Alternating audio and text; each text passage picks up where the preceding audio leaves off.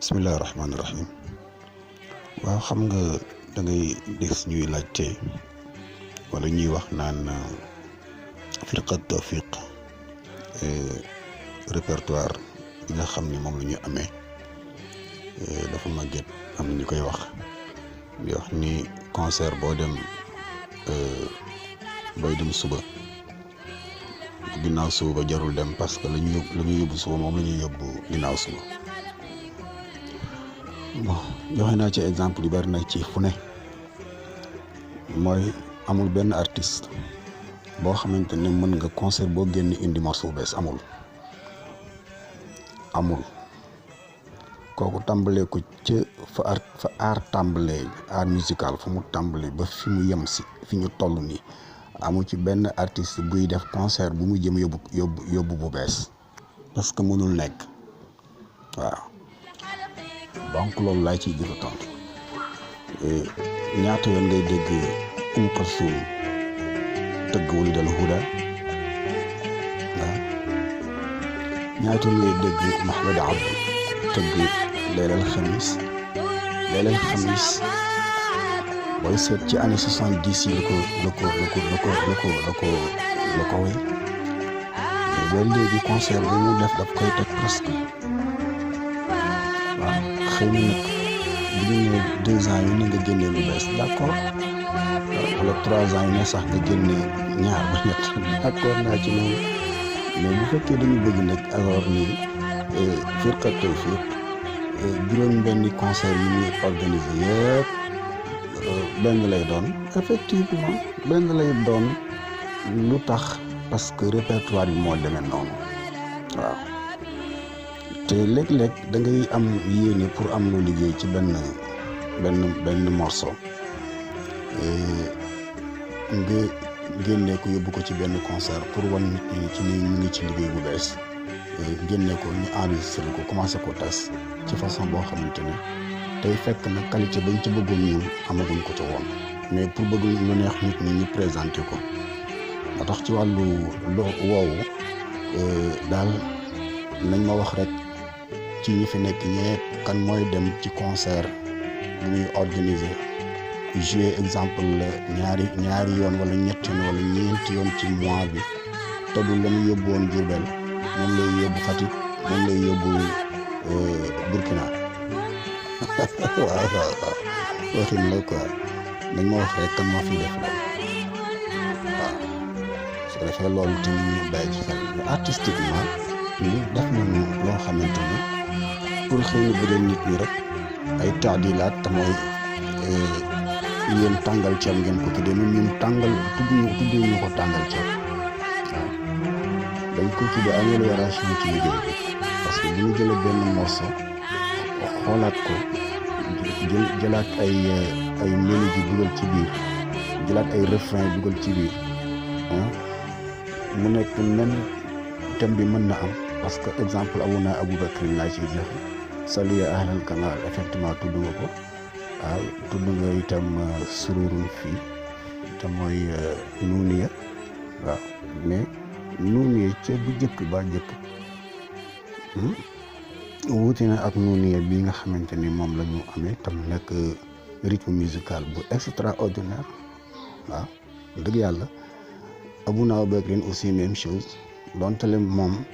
ci même note yi la sax gaa mais am na ay taadilaat yu ñu ci def yu précis yu ràññeeku yoo xamante ne kooku professionnel rek moo ko mën macha allah allahumma la adur donc kon ci wàllu question boobu moom nañ ci tay waaw nañ ci tay di ko posé bu concert amee ku bëgg dem nga dem koo gis ni bëggoo dem nga toog waaw ñu bëgg dem bu ñu ñëwee gis nga bu ñu ñëwee sax dañuy commandé yenn saa yi nga ñëw ci concert ñu ne leen ba indaale nga jut bi lutfin ñaata yoon lañ ko tëgg ci concert ëpp na fanweeri yoon yenn saa yi nga ñëw ci concert ñu ne leen ba indi nga kamal dégg nga donc kon pour nit ñi loolu dafa am ñu koy dugal ci seen bopp rek waaw junj nga ko du ma leen tuddaat mais junj nga ko yow wax ni ñoom ñooy def ay di influencer nit ñi di wax ni tawfiq seen répertoire benn la ñu indi woon moom la ñuy indiwaat nangam et cetera waaw mais boo demoon ci nit ñi à 90% wala dama sax xëy na sax bari na gaa mais à 60% nga gis ni firqa tawfiq lu ñu indi ñooñu lool li ñu indi neex na leen macha allah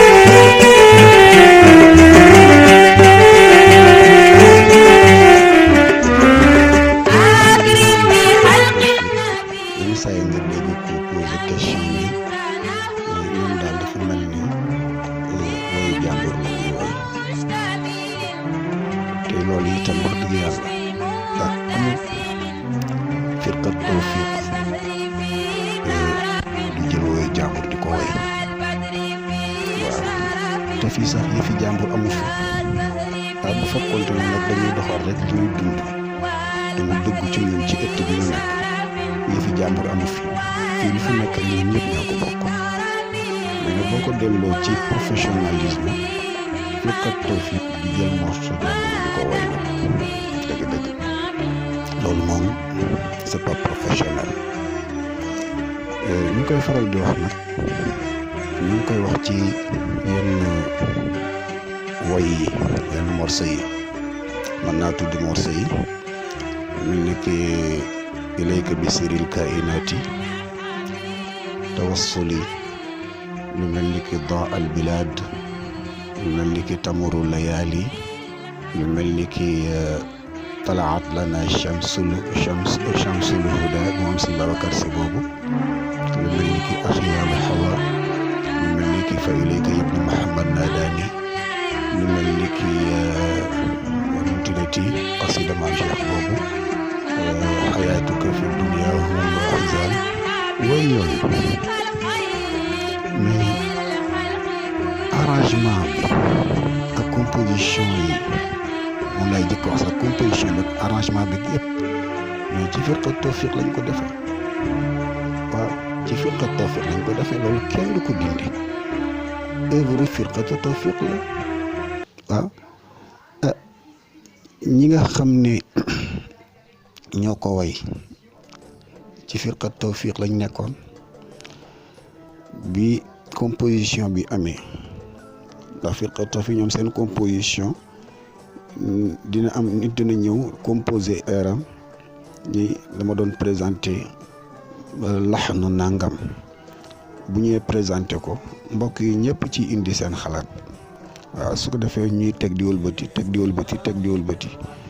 wëlbati ba mu tegu ci yoon ñu seet nag kan lañ koy jox ginnaaw bu ñu jëlee xasida bi bind ko ci tableau bi ñëpp jël ko ñu ne ko ñëpp fexe mokkal bu ñu ñëwaatee nag incha allah ki nga xam ne mooy arrangé composition yeeg ci aju ak yooyu dina wayloo ku nekk bu ñu wayloo ku nekk nag kenn ku ne ñu xool sa baat xool sa donc baat bi gën a nangu wala bi gën a dëppoog way bi dañ koy jox kooku mu way ko waaw su ko defee nag concert bu ñu dem moom moo koy way moom la ñu dégg ci enregistrement yi moom la ni su ko defee ñu ni wayu diw la fekk ne du wayu diw mais wayu firqatu tawfiq la bu yàlla dogalee nag avancement di am ba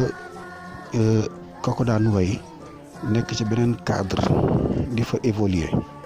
waaw léegi nekkatul ci cadre firqatu tawfiq bi inna jaahi wa salaam léegi est-ce que firqatu tawfiq bi inna jaahi wa salaam way yooyu nga xamante ne dañ ko daan way te joxoon ko mbokk mooma est-ce que dañ koy bàyyi noonu rek ni parce que wayam la woon déedéet way firqatu tawfiq bu diw daan way la kon nag bu toxoo dem yàlla defal ko tawfiq ba mu gën a am fu kawe fu mu dem ña fa des nag di waa firqa ma nag way ya duñ ko bàyyi nag dañ koy jël nag ndax seen œuvre la de waaw donte le kenn moo def composition moo def arrangement bi mais moom ba mu koy def ci turu firqat tawfiq la ko defee waaw mais te ñoom sax daaw ñu liggéeyee noonu firqat ba léegi duñu liggéeyee noonu ni ñuy liggéeyee mooy dañuy indi composition bi kii ni maa composé nangam mu présenté ko ñu xool ko nit ñi génn ci seen i xalaat kenn ku ne génn ci duñ ci xeeb xalaatu kenn su ko defee nag kii arrangé door a arrangé ba ñu lii mooy ossature bi su ko defee kenn ku ne ñu jox la wayloo ñëpp nag même musicien dañ leen di wayloo waaw même musiciens yi dañ leen di wayloo waaw Ibrahima Thiam macha allah di koo xamante ne tabarakallah allahumma la adur ku yàlla may la tabarakallah ci wàllu mélodie ci wàllu composition arrangement macha allah day tegaat lépp ca booba temps ba mu fay nekk waaw su ko defee kenn ku nekk da lay wayloo waaw kenn ku ne laa wax nag da lay wayloo waaw musicien bi day way waykat bi day way awkat bi day way par kenn nag waaw du ànd ak musique du am ànd ak dara su ko defee nag ñu seet nag ka nga xamante ne moom la affaire bi gën a dëppoog baatam nag ñu jox ko mu way ko tabarakallah noonu la firqa tawfiq di kii su ko defee way nag yàlla dafa dogal nag ñàkk daan way bu ñu toxoo dem feneen ña fa des nag il faut ñu way ko nag tabarakallah donc yooyu mu leen fi tudd yëpp nag ay œuvre firqatu tawfiq bi na jaay wa salaam macha allah.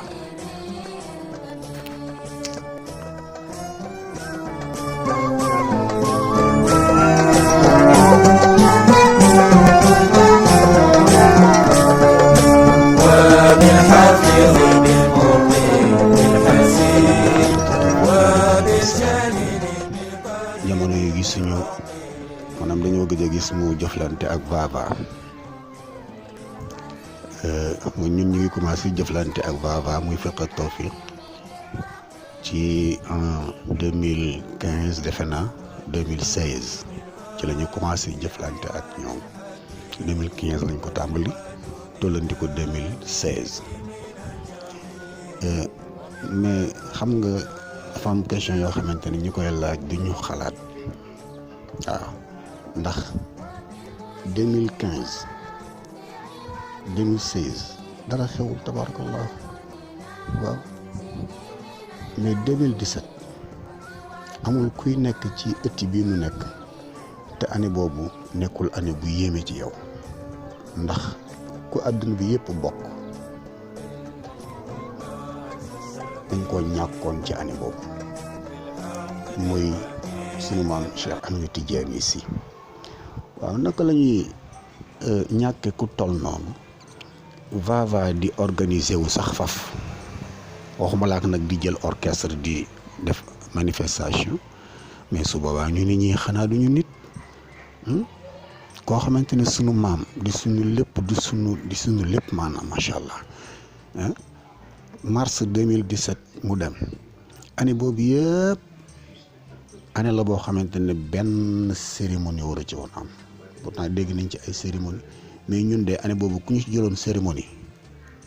duñ ko joué waaw ku ñu ci jëloon ci concert wallahi duñ ko joué lu tax parce que année la boo xamante ne rek yéeme na lool te yow loolu xam ngeen ko donc kon année boobu Vava organiser nañu sax mooy bu ngeen fàttalikoo presque ca fin d'année ba la ñu organiser waaw te loolu xëy na lu mu doon ñàkk la ndax Mourchid il faut mu dund nag te léeg-léeg nag activité Vava yi dina am lu mu apporter la Mourchid te Mourchid dafa war a dox waaw dafa war a dox donc loolu benn la ci 2018 aussi 2017 ak 2018 benn la pour man waaw période yooyu yëpp am na si ñoo xamante ne ba fi ñu toll nii attanuñu demuk maam Cheikh waaw attanuñ ko donc kon bu ñu nee lu tax loolu waaw bu ñu nee lu tax loolu kon loolu moo nekkoon affaire bi waaw donc affaire bi 2017 la 2018 2019 bii gis ngeen peut-être ay xat-xat am na gaa waaye gis ngeen formule bi nga xam ne moom la ñu organiser Vava bi ñu demee ba yëg ni laaj na concert dañoo jëlewaat firqatu tawfiq waaw ñu dem Saint-Louis def concert macha allah mais 2 ans yi passé te mooy 2017 2018 pour man Mourchid yaakaaruma ni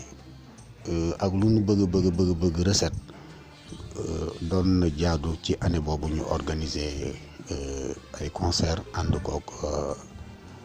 firqatu tawfiq macha allah ndax itam boo ko defoon surtout ci année 2017 2018 bi moom rek danañ la ŋàbb façon boo xamante ne moo tax ñiy poser question yooyu nanu xalaat loolu waaw nanu xalaat xel day xalaat lu mu ko waxul waaw da xalaat de gis nga en 2017 boobu mu tuddati Irshad APE bu Irshad amoon nañ ci yéene pour def ci concert ak Firqat Tawfiq war ko ànd ak Mouhamed Seck Melo mais bi ñu defee te def nañ seen yëpp def nañ seen i contact def seen yëpp ba xool lii bu ñu ko war a defee yëpp yàlla dogal loolu am gis nga concert ba dañ koo teg ci suuf amul dàq à une date ultérieure que dañ ko annulé mu jeex tout simplement parce que yooyu jekkul waaw donc kon foofu moom ñi ciy wax loolu rek lañ leen di ci leeral.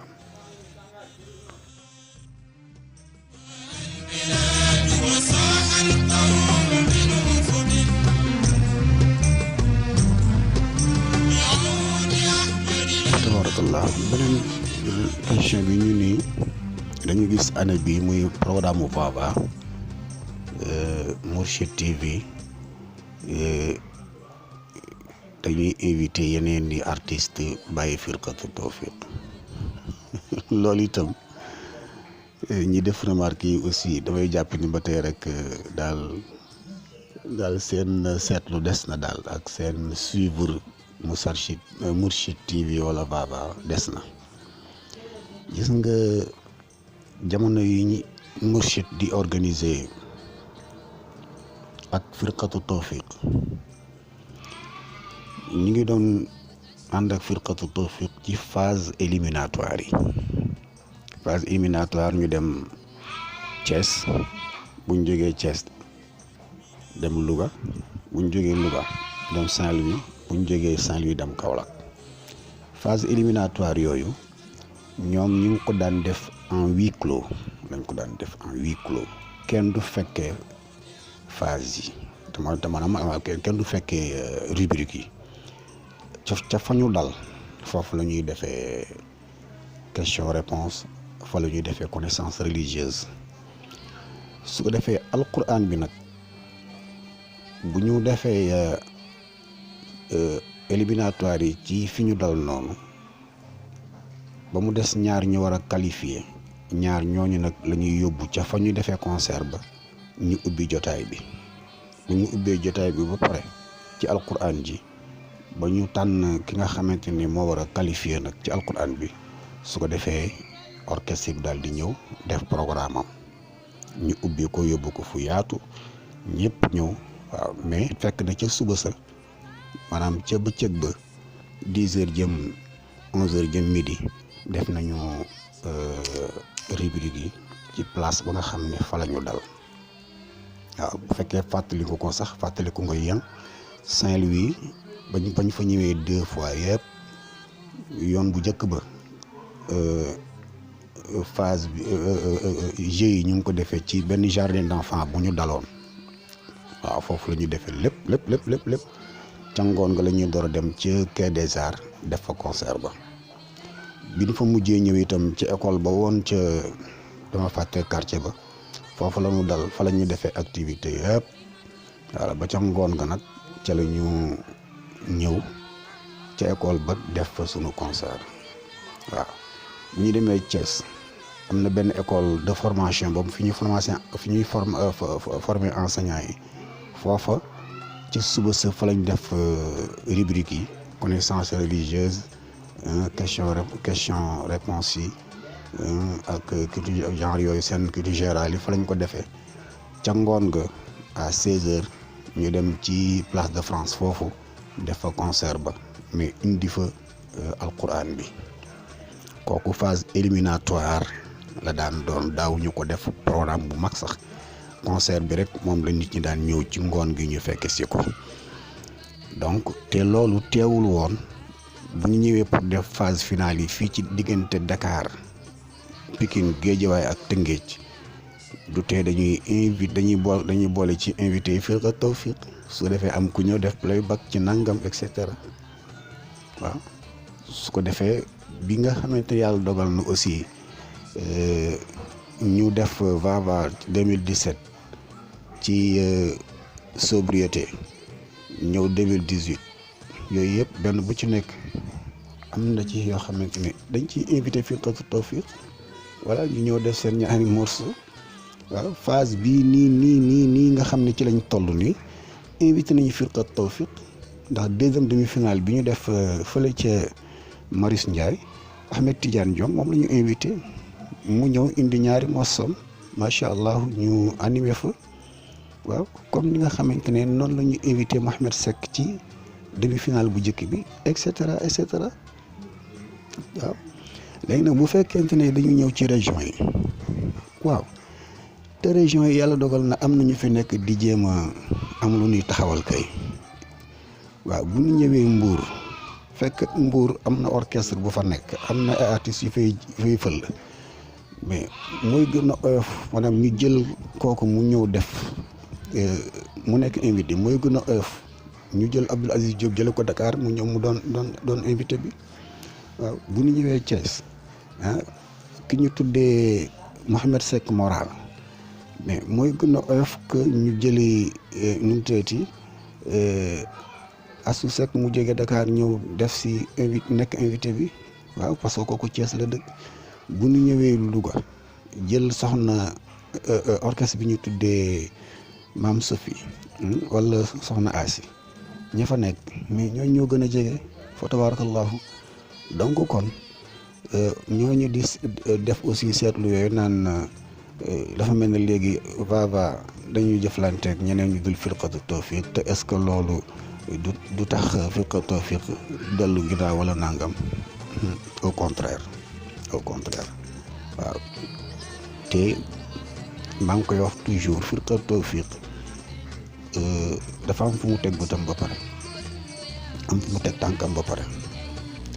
gis nga foofu mu teg tànkam nag teg fu bëtam dootul gëstu leneen moo tax lijjantiwuñu ay classement premier lijjantiwuñu ay classement centième waaw ku bëgg rang jël rang ku bëgg ay classement jëlal classement ñun dafa am wala firqatu tawfiq dafa am fu mu teg loxoom waaw di def le tout nag ba loxo ba fa mu ko teg du ko rocci mukk dafa am fu mu teg tànkam fa mu teg tànkam fexe incha allah du ko teggi mukk te mooy tarbiya bi nga xam ne moom la kilifa gàll ci losam saa boo xamante ne yàlla dogal na ñu soxla lenn ci niveau bu mag ci niveau daayira bi bu ko kilifa gi santee ca loola ñu ñëw def ci lañ ci war a def tabarakallahu dem tënkuwaat ca loola waaw moo tax nag nekk kuy xaar ñuy concurrence firqatu tawfiq kuy xaar muy def concurrence wala kuy xaar muy xëccoo rang rek ma daal da nga xàddi ndax yooyu nag bokkul ci seeni mbir waaw bokkul ci seeni mbir dëgg yàlla loolu tim doon nañ ko leeral maa ngi jégalu ci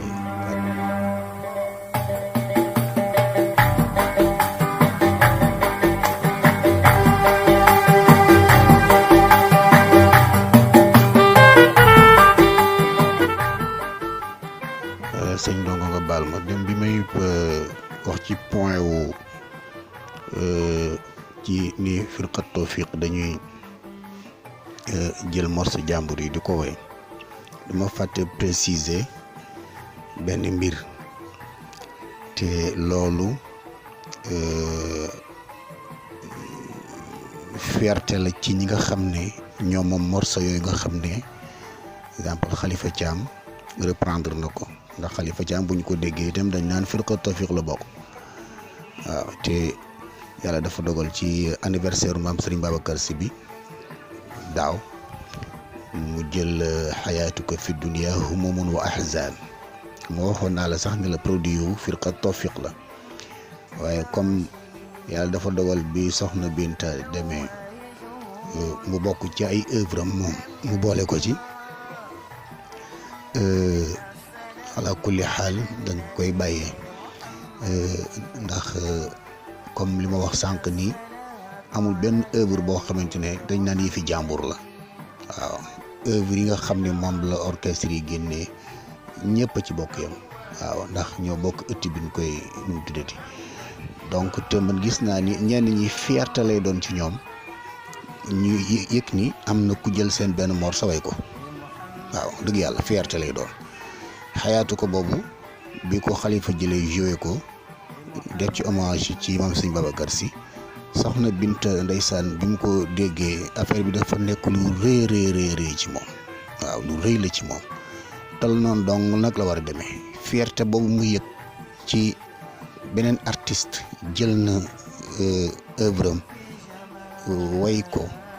loolu fierté la bu rëy te loolu dong la war a jur nag bu fekkonte ne dañu jëloon beneen morceau bu dul boobu li ko gën a confirmé waat aussi mooy bi ñëwee ci anniversaire u Cheikh Mouhamadul Moustapha Sy gis nga xalifa dafa jëlaat kafaani bu Pape Mamadou Ndiaye bu jilul jadid waaw indi ko ci façon bu extraordinaire waaw ba ci biir daara ngoon bi sax journée bi ñu jagleeloon responsable moral gis nga Mourchid teg nañ ko ay yoon jamono yi ñu ngi koy teg lu bare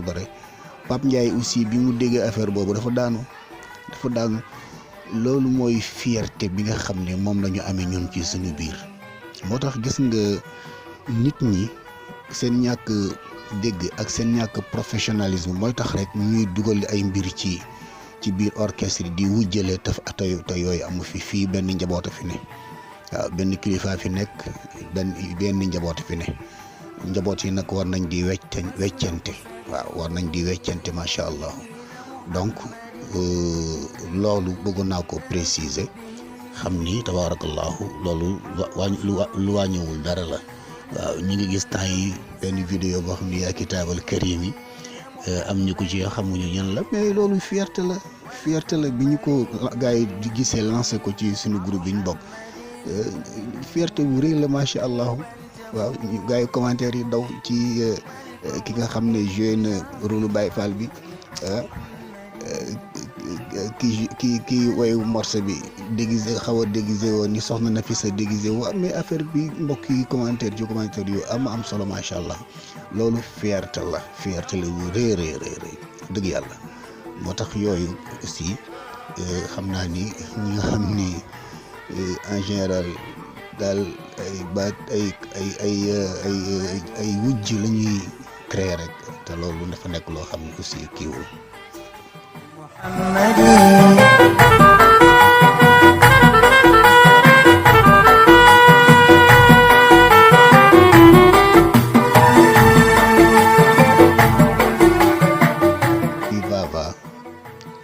am ñuy poser question wax ni Mouhamed Seck Melo gisuñu ko ci programme Vava yi ndax dañ daan def bu ñëwee Vava moom mooy jëkk a ñëw ubbi wala ndàngam parce que moom la ñu def ambassadeur wu Vava effectivement bu dee problème lu tax ñëwul nag ci exemple demi-finale yi nga xam ne ñu ngi ko doon def ci gox yi kooku benn réponse mooy waa Mourchid ñoom la ñu war a poser question boobu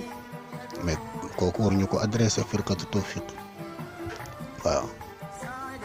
beneen bi mooy nañ ko adressé Mouhamed Seck Melo waaw ndax moom itam mbir moomu moom moo ci gën a mën a tontu man bu ma ci doon tontu dama naan Mouhamed Seck Melo jamono yi ñu toll yàlla mi ngi ko defal ubbee goo xam ne macha allah allahumma la adur yàlla na yàlla gën a mottali gën a barkeel période yi nga xamante ne activité Vava yooyu commencé na sax moom mi ngi ci nekkoon ci activité yoo xamante ne macha allah occupé trop am ay concert ñu nekk ci ay répétition et cetera te sax ñi wax dañu xalaatul rek dañu seetluwul aussi ouverture Vava mbokk yi ñu ngi ko defee Souleymane Baal keroog moom moo ñëw ubbi ko def morsoom def léppam aussi moo nekkoon invité bi moo nekkoon premier invité bi donc kon yooyu aussi jarul di laaj waaw yooyu jarul laaj aussi di ko utal wujju la rek te loolu maa ngi koy lancé Seck xale la boo xam ne am na ambition te am na fu mu teg tànkam am na fu mu teg bëtam waaw buñ ko yàqal jamais waaw bu mu nangu mukk ñu di ko utal wujju waaw bu mu ñu di ko utal wujju wala di ko ut fu ñu koy classé fu ñu koy lii fu ñu koy laa moom am na benn emblème boo xamante ne ñëpp xamee nañ ko gis nga emblème boobu fu mu toll na koy gën di yeesal rek waaw fu mu toll na ko gën di yeesal te dëggu ci rek waaw loolu mooy affaire bi mais nekk fii di wax ni alors li tax parce que firqatu tawfiq est-ce que du dañ cay jouer loo xamante ne daf leen di gêner wala daf leen di la loolu dafa xaram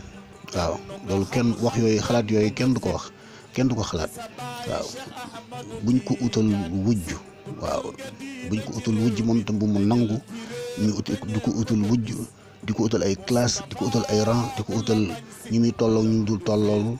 fii ay mbokki pas-pas fi ne ay mbokki pas-pas ay ñu bokk benn yëg-yëg ñoo fi nekk di liggéey ci benn ëtt waaw ñu fexe daal ba liggéey bi buñ ci dugal lu koy ñagasal loo xamante ne da nga xamante ne moo dugaloon liggéey bi ci biir tarbiya bi bis dana ñëw xëy jël ay décision yoo xamante ne ñun ñëpp ñoo ciy bokk yam waaw dëgg yàlla loolu daal doon naa ko bàyyi lu xel